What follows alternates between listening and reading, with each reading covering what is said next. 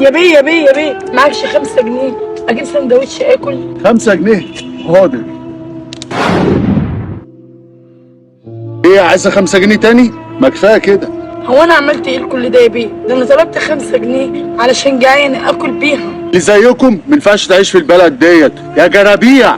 ايه الافتراء ده يا جدع؟ يا كابو مالناش دعوه يا كابو، انت جاي تقعد معايا يومين مش عايزين مشاكل، وبعدين بلاش حسن، انا عارف اللي هو بيفتري عليها، مالناش دعوه بحسن. يعني ايه حسن يعني يا مودي؟ الساكت على الحق شيطان الاخرس يا جدع. ما تقوم يغور من هنا. اوعى كده ايدك بقى، كفايه اللي انت بتعمله ده يا جدع، وكفايه افتراء يا عم. هو انت في ايه يا جدع؟ ما بتصعبش عليك الناس دي؟ انت مين انت جميل وبتعمل ايه هنا؟ انا واحد يا عم شاف واحد بيفتري على واحده غلبانه فحطيت نفسي. ويا اخويا عيب اللي انت بتعمله، دي مهما كان برضه اعتبرها زي اختك يا عم، دي واحده غلبانه وما عملتش حاجه يعني، دي بتقول لك هات تمن حق سندوتشين. طالما هي صعبانه عليك يا اخويا خدها وامشي من هنا. قوم قوم يلا يلا.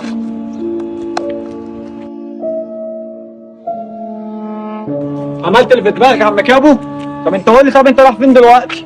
ليكش دعوه بيا يا عم مودي، نروح اشوف الست الغلبانه دي، عندي واحد صاحبي هنا اشوفها تشتغل ولا اجيب لها اكل او نكسب ثواب يا جدع. استناني هنا يا مودي عقبال ما اجيلك. يلا يا استاذ. ما كنت تشتغل احسن بدل البهدله اللي انت فيها دي، ما انت فيكي صحه. مين هيرضى يشغلني بمنظري ده؟ ده حتى ما معيش بطاقه تثبت انا مين او بنت مين. بقول لك يا كابو، رايح فين بالشحاته دي؟ سامع بيقول ايه؟ انا شحاته انا شحاته.